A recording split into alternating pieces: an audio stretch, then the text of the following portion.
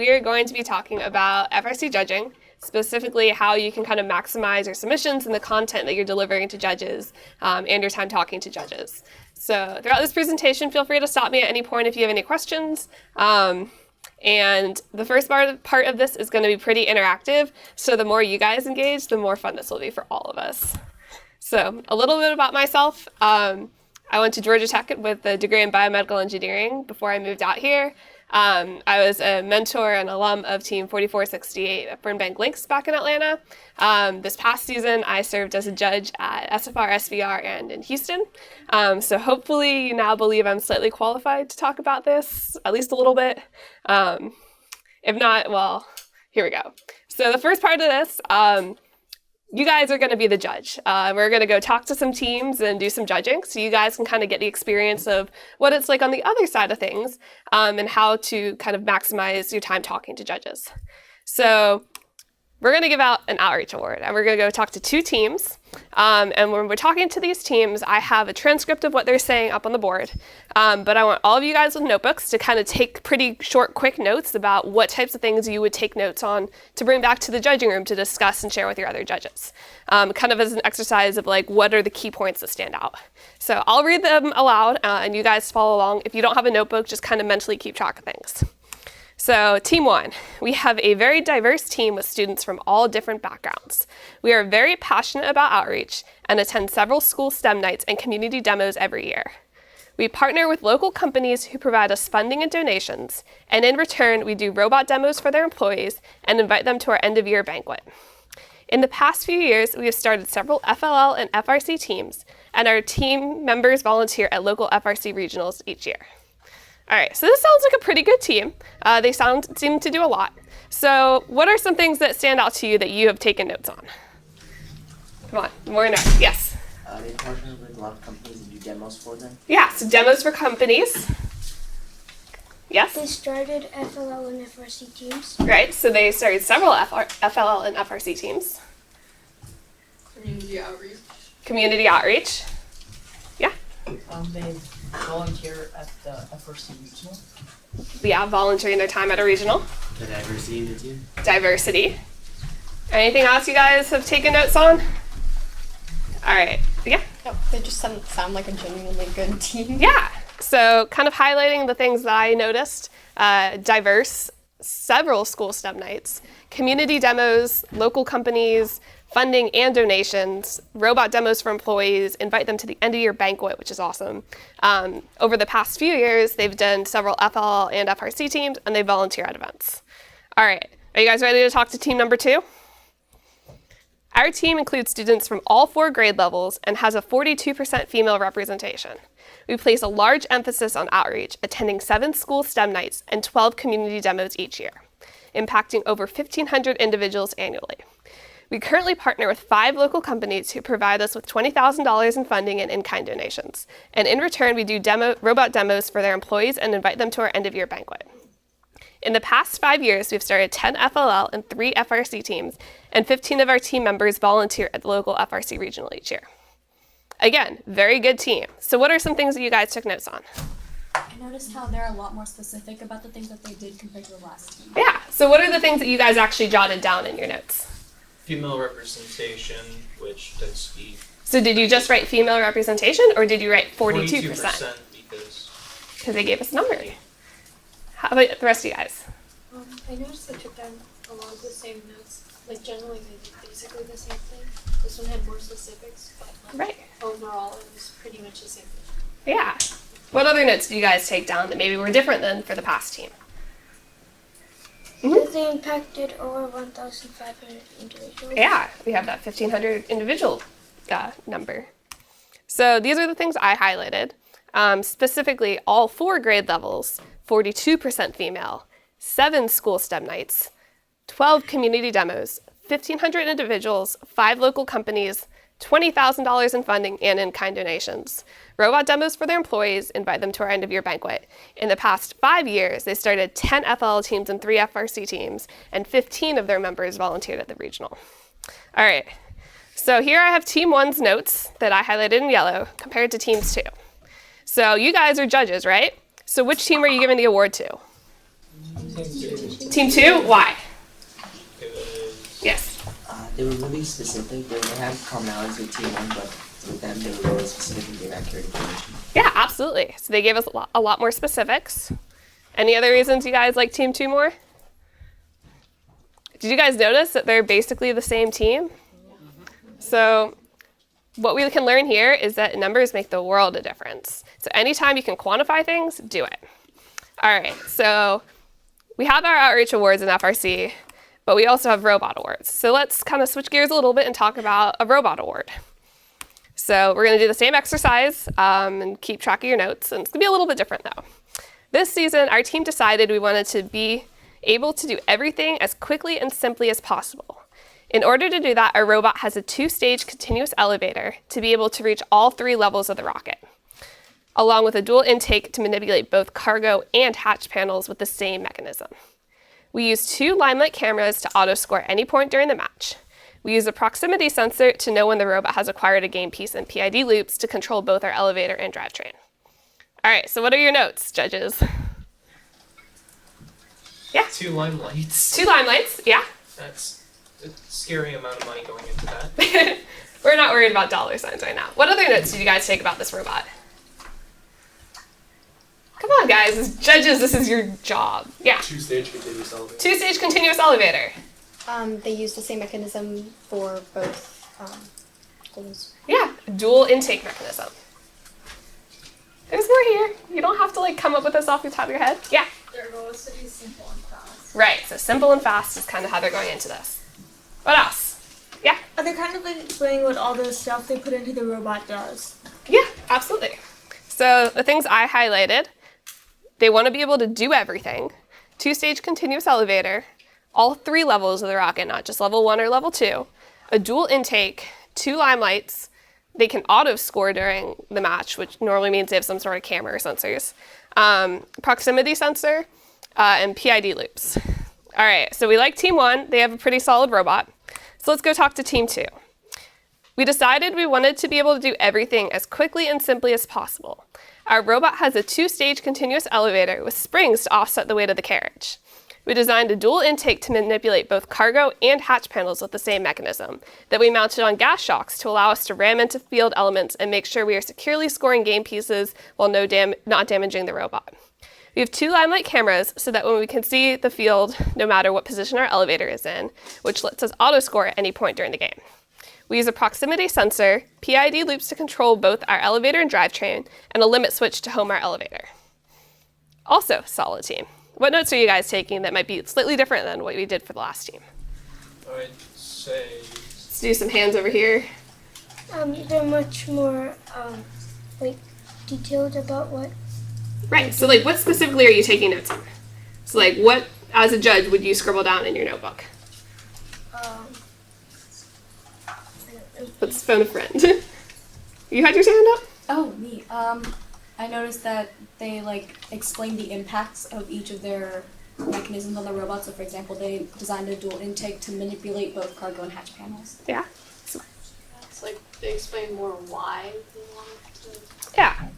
So some other things that they do is they go into more depth and they talk more about the details of the robot. So yes, they do everything. Yes, it's again a 2-stage continuous elevator, but this time they've included the details that they have springs to offset the weight of the carriage. So again, we have our dual intake, but this time it's mounted on gas shocks to allow for ramming into field elements. They have 2 limelight cameras, but they expand on that they're able to see the field no matter where their elevator's at with it.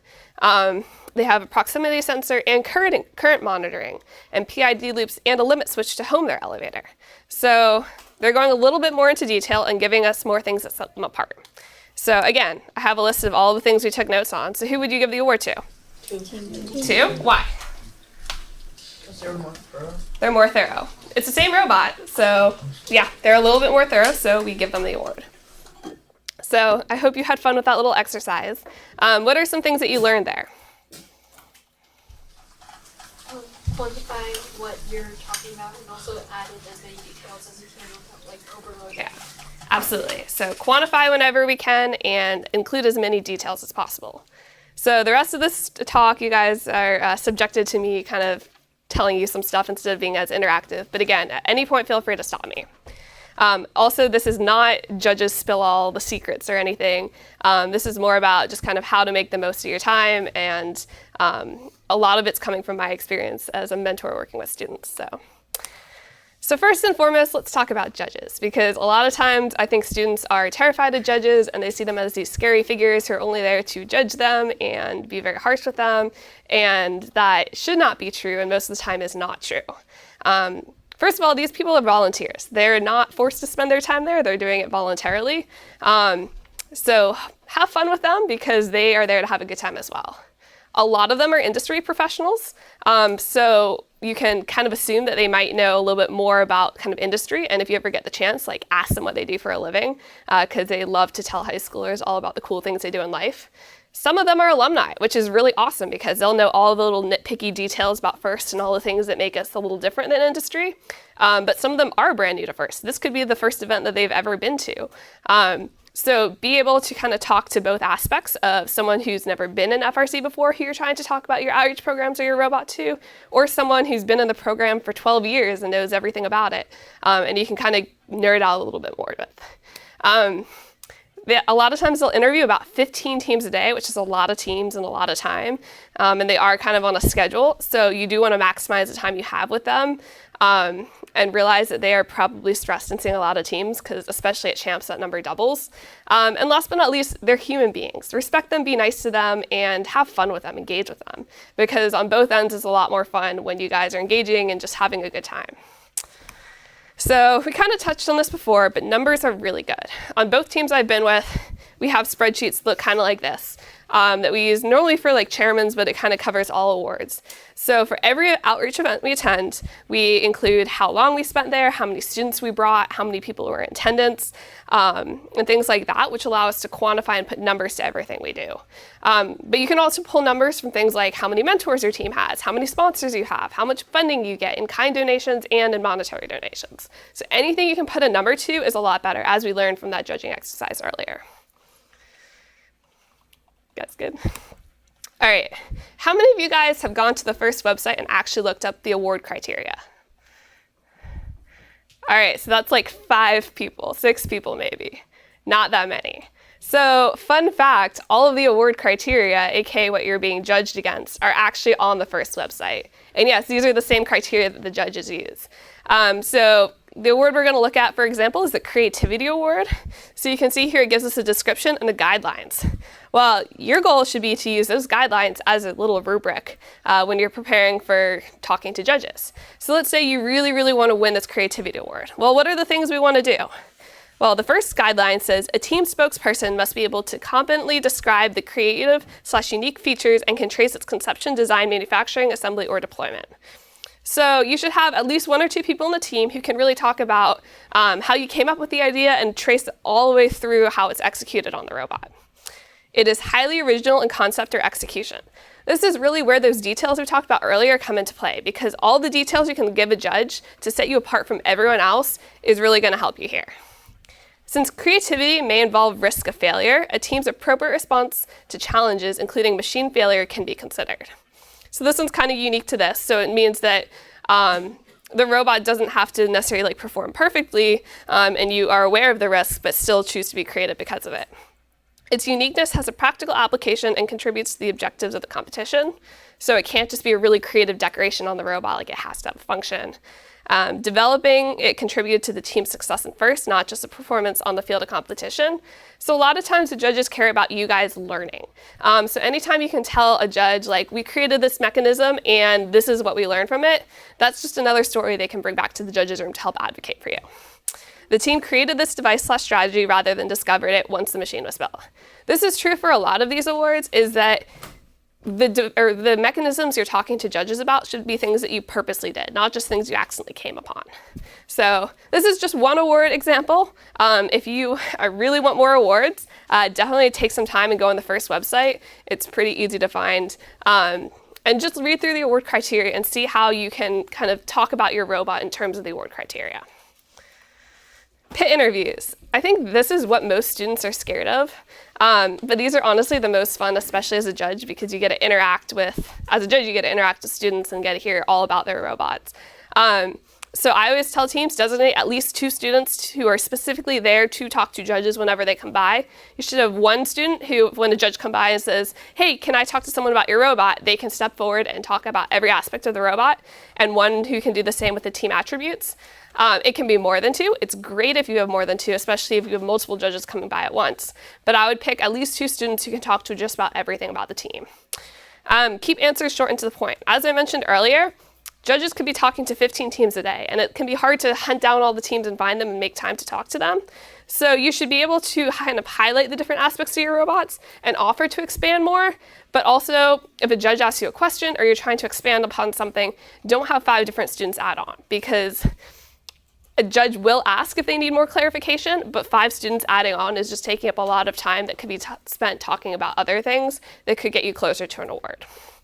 As we mentioned also earlier, some of these judges have a lot of experience in FIRST. Some are brand new to FIRST. Some are industry professionals who might know a lot about robotics. Some might know nothing about robotics. So be able to have like a dumbed down version of your kind of talk about the robot, but also a fully technical version, because if they're a controls expert, you should be able to go super in depth about all the controls of your robot. And some of this is going to be playing it by ear when you're talking to judges and seeing if they're more technical, if they're asking more technical questions, or if they seem to not quite understand what's going on and having to really take the step back and explain it in layman's terms. So again, as we talked about earlier in our little experiment, details, details, details, details, details. When the judges are back in their judging room and all their notes say 2-stage continuous elevator, simple, cameras, limelight, all the robots start to blend together. But if you add like gas shocks, springs, and everything else that can make you unique, that's what's going to set you apart and give you the kind of the edge over all the other robots. And the one thing that I think a lot of teams don't realize is you are always welcome to ask a judge to come back. If you just got off the field and your robot broke into about 10 different pieces and you're stressing out as can be, just ask a judge to say, come back later. As long as you're not doing it like every time they come by, they're normally very happy to accommodate you because they want to be talking to you when you're at your best too. Handouts. I'm often asked about these because some teams like to go very in depth and do like a 200-page document on their robot or outreach events, and some don't like to do them. My kind of motto with them is they're good to have. They're good to give judges to go back into the judging room with so that they can kind of show other judges pictures of your robot or look more in detail. But when you're talking to a judge in the pit, make it a conversation. If you're talking about a mechanism on the robot, go up to the robot and point it out to them. Don't be referring to pieces of paper in your pit interviews because that's kind of bore the judges.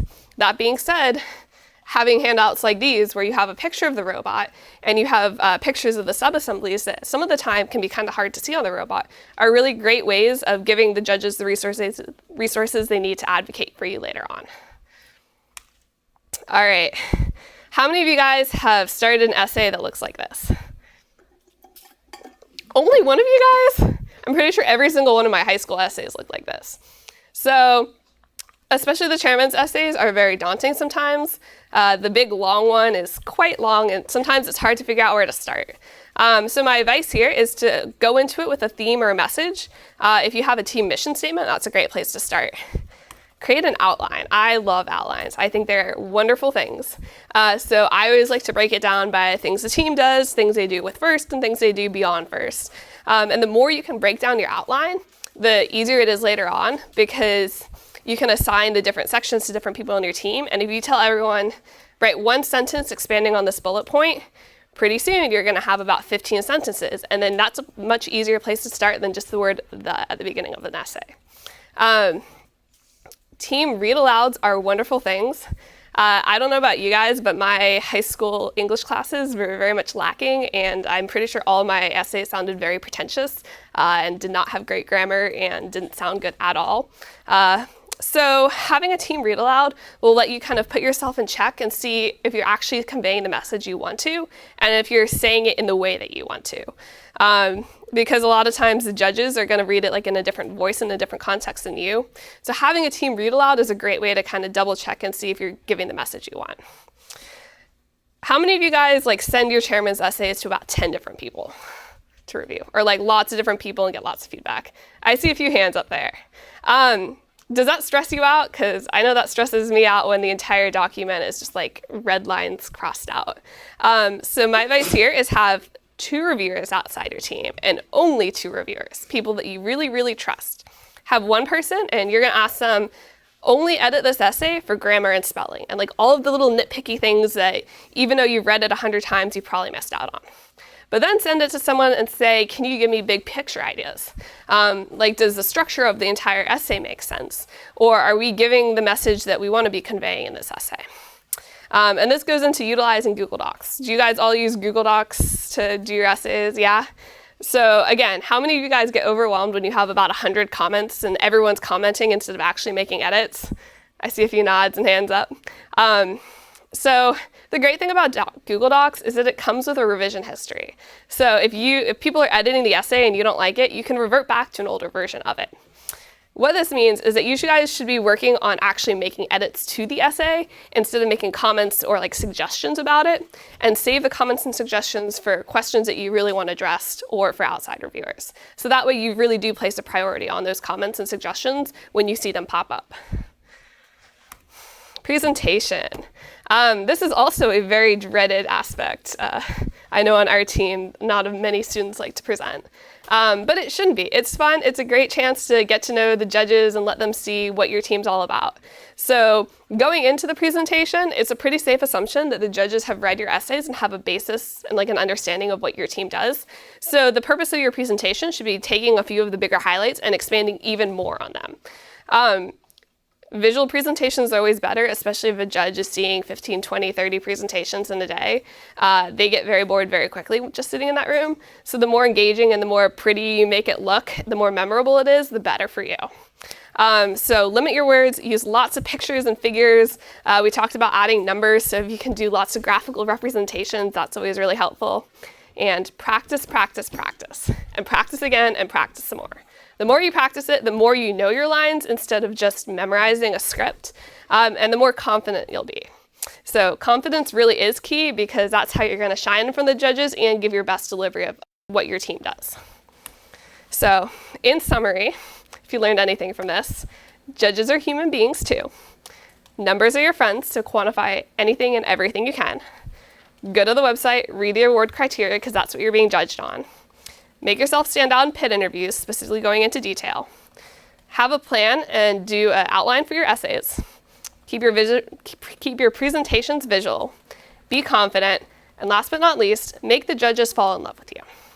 As a judge, you're talking to so many students and so many teams every day. So as students, if you can make a judge fall in love with you and be like, wow, I love that team so much, we have to give them an award. They're going to go back to that judging room and advocate the crap out of you. So seriously, make the judges fall in love with you. So hopefully that's helpful, and thank you guys. Are there any questions? Yes. Yeah, I was wondering if you could leave it on the previous Oh, yes. slide. Yeah, thanks. Absolutely. Any questions at all? No? You guys are quiet. Was that helpful? Yes. Yes. Okay. Thank you. All right. Well, that's all I have. If you want me to go back to slides, I can. I know some very intense note takers. In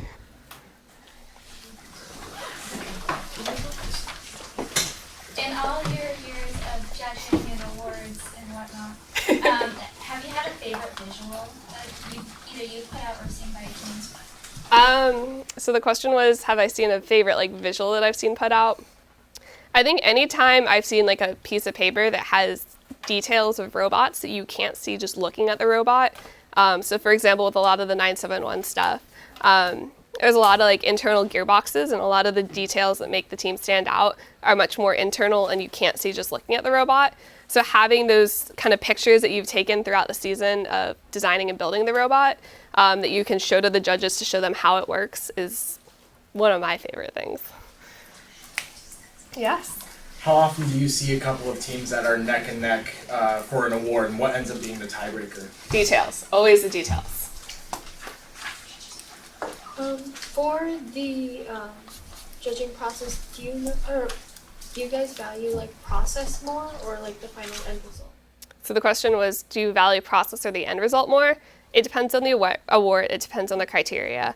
A lot of times the criteria more focus on what's in front of you versus kind of the process building it, but you should be able to talk to the process leading up to it. Yeah? Well, I would like the different criteria for the average award, how many females like a team has, or Yeah. like how many sponsorships they have? Is there like a criteria that like stands out specifically?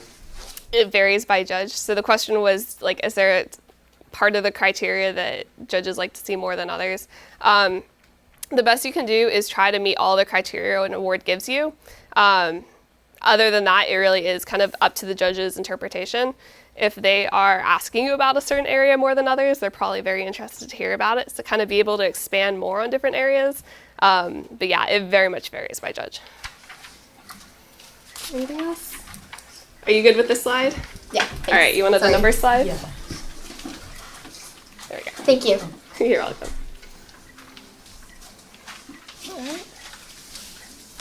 Yeah. How do you suggest like prepping judge talkers, I guess? So the question is, how do you recommend prepping judge talks? So like the presentation or just talking to judges in the pits? A little bit of both. Okay, so it seems a little bit strange, but my favorite way of prepping students for pit interviews is to have kind of a bulleted list of all the points that you want to get across when you're talking to judges. My old team, their favorite thing to do was to make a Quizlet out of it, and they would quiz each other on little details like, oh, if a judge comes up and asks you about this, like, how are you going to answer that? So that everyone on the team kind of knew what was going on. For the presentation, practice as much as you can. I mean, the more comfortable you are with the words, the less it's going to seem like a scripted, like, oh shoot, did I forget what to say? And the more natural it's going to be. I'm also a fan of using bullet points and visuals as kind of ways of like remembering what to say. So like for every bullet point or every picture, like you have one thing to talk about and use it to kind of trigger your memory, and making it fun. So on my old team, we did a lot of stuff for kind of inner city students, and the programs were free for students to do.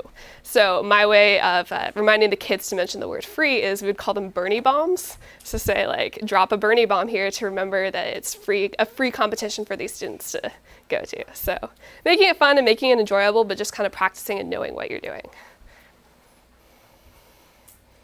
Anything else? All right, does anyone else want me to go back to any slides? All right, well, thank you guys so much for your time, and I hope you have a good rest of your day. I am Het Satasia. I am a student on Team 971. We hope you enjoyed this video. For more videos and resources, please subscribe and visit our website, frc971.org.